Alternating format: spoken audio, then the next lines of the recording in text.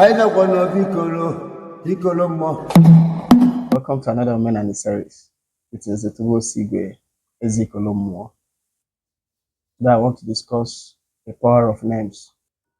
The first indigenous president of Nigeria, Nnamdi Azikiwe. Many of us know him as Nnamdi Azikiwe. We do not know that he changed his name from Benjamin to Nnamdi. All through his basic education here in Nigeria, he was answering Benjamin Azikiwe. Then when he left for America for further studies, for tertiary education in America, he realized how, I don't know whether I should use the word foolish, how foolish it was bearing the name Benjamin. So he removed the Benjamin and adopted his native name, Nnamdi. Now, not just Nnamdi Azikiwe, our very own Chinua Achebe did it. Chinua Achebe was, initially was answering Albert Achebe. Then later, as he was getting more conscious, or should I use the word more reawakened, removed the Albert and reverted to his native name, Chinua Achebe. Even a one-time acting president of Nigeria and the second Senate president of Nigeria, Nwafo Orizu, also had to change his name, remove his English, should I say baptism name or English name or whatever, to answer his native name, Nwafo Orizu. He was known with Nwafo Orizu, but there was a time he was bearing what English name. The same thing with Mazen Bono Ojike. The list is endless. Many of us, when we start being awakened, we remove our English name and go back to our native name. I think it was Nnamdi Azikiwe that said that the day he will go back to his baptismal name, Benjamin, is the day he will see an English person, the day he will see a European answering an Igbo name. How many of us have seen a European bearing Igbo names? How many? Why are we so quick to adopt people's identity? Yet, those people are very reluctant, very restrained in adopting our own names. I have also realized that even many European countries, let's say Russia, Ukraine, these people stick to their native names. Many people stick to their native names. Why is it that the colonized always find it very attractive to answer, to stick to the names of their colonizers? Don't we realize that names are powerful? So the question is, what happened? What made some great minds who were answering some colonial names, some foreign names, some alien names, to realize the need to change their names, to revert back to their native names? Name is important. It's a form of identity. It's important you embrace your own name than other people's names. Do you realize that during the period of slavery, that one of the things that they do to slaves before they sell them was erasing their names? You are not allowed to bear your name. You bear the name of the merchant that owns you as a slave. At times, they will just mark you X, and X will be your name. Now, when you are sold, you now start bearing the name of your supposed new master. Why do they go that length in erasing your identity, your name? At least, they have removed you from your motherland. They have removed you from your own culture. The last thing that you have hanging on, they still do what? Remove you. Remove it from you. Deny you the privilege of bearing name. It means that the oppressor, the conqueror, the colonizer knows the importance of names. Now, it's shocking that today, that you are free, you claim to be free, you claim to be independent, yet your name does not say so. Your name does not denote any form of independence. Your name shows that you are colonized. You see so many of your Igbo names as uncivilized. You see a lot of your native names as uncivilized, as if it's not cool, it's not polished, it doesn't have class. It's a mouthful for a lot of for people. Why do you have to apologize? Why do you have to think that your name is a mouthful for people? And for that, you have to answer their own names. You know that your name is Chukwuemeka and you don't want to answer Chukwuemeka, you want to answer John so that it will be easy for people. I see a lot of people from Iceland, Hungary, Romania. I find it very difficult pronouncing their names. They don't change it for you.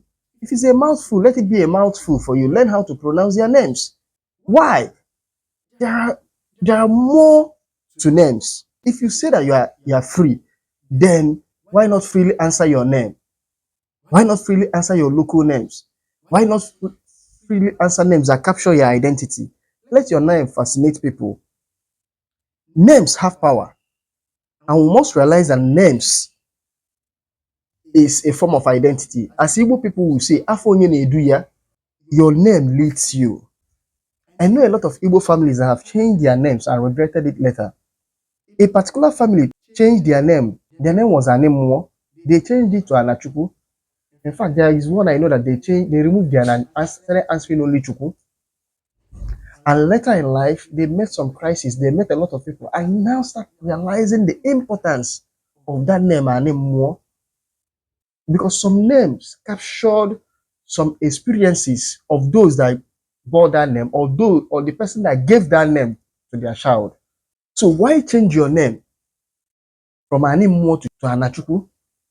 Some even change it completely to what? Godson. Those their name are one more. They change it completely to what? Godson. Why? You feel that there is something satanic, something barbaric, something dangerous, something sinister to your ancestral names. That's the height of mental colonization.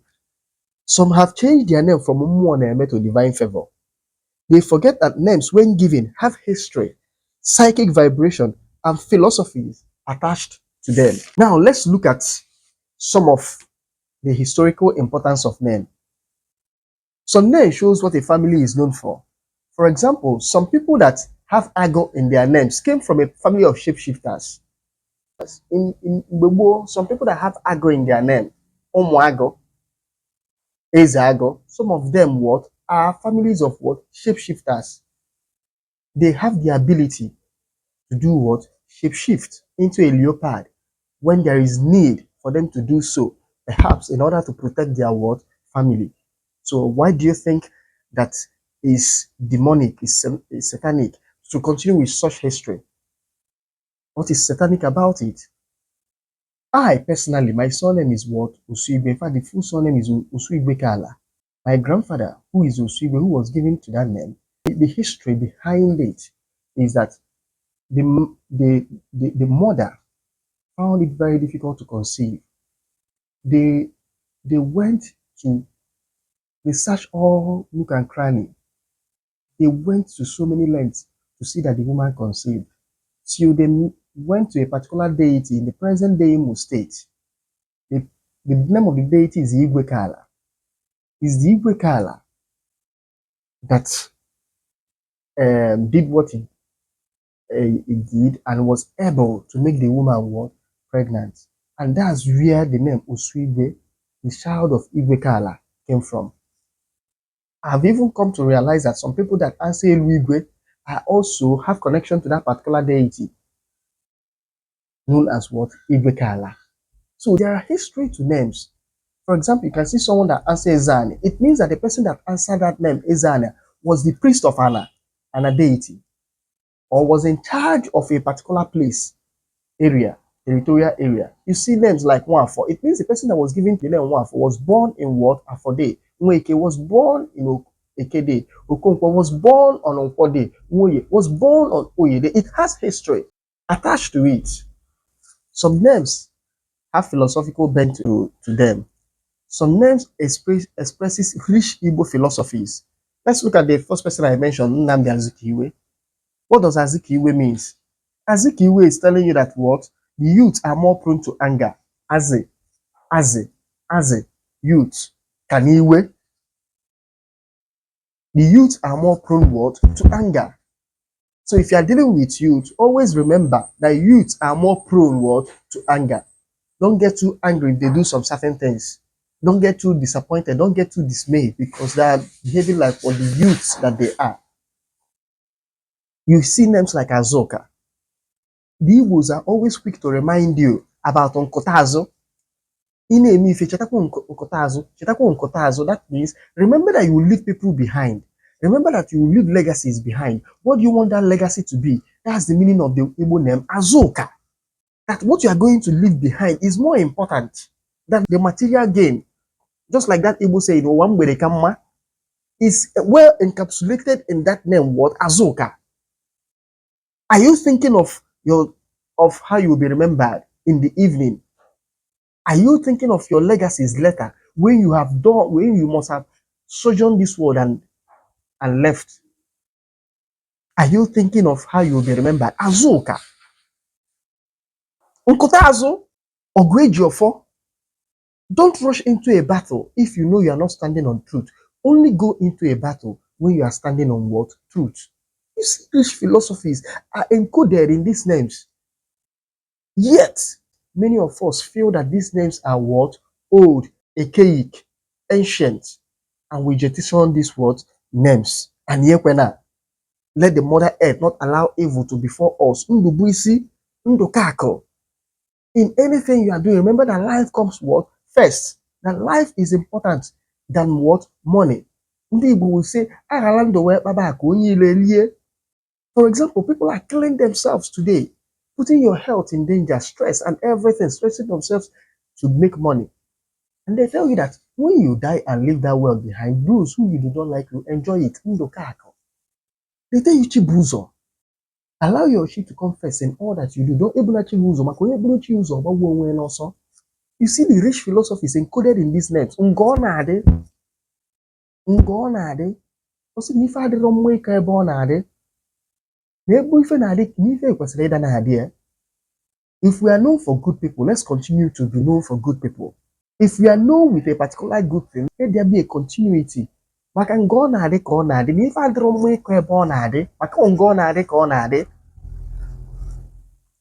that these names have historical importance, have philosophical bent, and some names have psychic what? Vibrations. Most names have powerful vibrations to them. Especially names that have more or four. Yet, so many people that have these names today have changed all of them. You hardly find people answering the names. You even find people trying to give their children with name that has a more to it, not knowing that any name that has a more attached to it is a powerful name. It has this psychic vibration. It's not an ordinary name. More name, more debelo. Ofo, ofeme, ofo. Igbos will tell you Jidofo, Mife Jidofo. We even answer it as a name. Ijikwofo, Ijikwofo, Omife Jidofo. Yet you remove such names with high psychic vibration. Ngube, Ngubu is a powerful tree. Oisieje Jogo. And people answer it as a name. Ngube. Some people answer only Ngu. Yegu nipo ife donafa. Yegu nife donangu. Yet, you don't see anybody giving their children names with Ngu again today. You don't see people giving their children names with Oji. Why? We have been mentally colonized and we have jettisoned powerful names and we are going for what? Weak, empty names. Names that doesn't have anything to do with who we are. I'm not saying that if you are answering John, if you're answering Peter, if you're answering David and Abraham, that those names are not good. They are good for those they are meant for. Even they say like Agalia. If you answer some names, it shows that you're a total disgrace. You don't even know who you are. There are names you answer. If you say my name is John Peter, Jonathan, this one, it means you are lost. You know, right? I ask you, why are so many accomplished modern Igbos, contemporary Igbos, why did they change those names? Are you better than them? But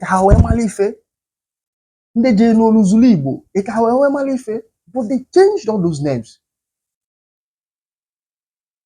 They put those names in dustbins of history and stuck with their native names because they understood the importance of names. So why change names that have quality just to take up empty names that betrays your identity? Today, so many Igbos answer nonsense names. Kiara, Kendall, Favor, Divine Favor, Grace, this one. I once asked someone whose name was Juliet. What was the name of Juliet? The person was not able to answer. You must answer names that connect to who you are. I know someone that changed her name. Very beautiful name, Nkemjika, and she changed it and later regretted it. When a lot of things have happened to her in her life, she later regretted why she removed her name, why she wanted to change her name. Wee ghọta na nke o ji ka na nke o ji wee bi ụwa ka when life has happened to her, she realized the importance of her name. And it was too late. She has changed it. Afọ onye na-edu ya, there is connection, vibration, and philosophy to your identity as onye Igbo. Names like Nwafọ, Okonkwo, Okeke, Nwoye are more powerful. Yes, people leave those names to answer Sunday, Monday, Friday. How foolish can you be? Some even answer Saturday. I've seen someone answer Wednesday. How foolish can you be? You have Nwafọ that traces who you are, and you jettison it to answer Monday. Food for thought. Why is it that when you go for Afa, your name, most importantly, your Igbo name, is what is needed? Why? It shows you the importance of name. They ask you, Afaro. Before I borrow Afa, do Afaro. Before I go to one and the first thing I do go Afaro. Is that names that they used to draw out because Afa is to draw out information about you. Is that name that they used to draw out information from your Akashic record where it is in the psychic world? Whoever tells you that names are not important is lying to you. Some of you go to Alpha with wrong names and they give you wrong information after you say that Alpha is not working. It's you that is calling wrong names. Hence, I draw Alpha now to make the job of finding out who you are easy. So don't joke with names that pronounces your identity. Does your name pronounce your identity? Does it define your identity? Does it resonate with the philosophies of your people? Does it couch, does it encode the history of who you are? And then exude the power. I want to end by saying, please do not erase your identity in the quest of bearing names, flashy names. Don't allow inferiority complex to erase your identity. Thank you.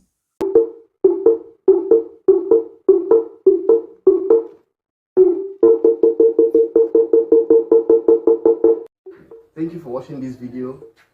If you like the video, please like, subscribe, and share. I would like to hear from some of you. If you have any question, please, you can reach me through the number on the screen or my email address or my other social media handles. Thank you. Thank you.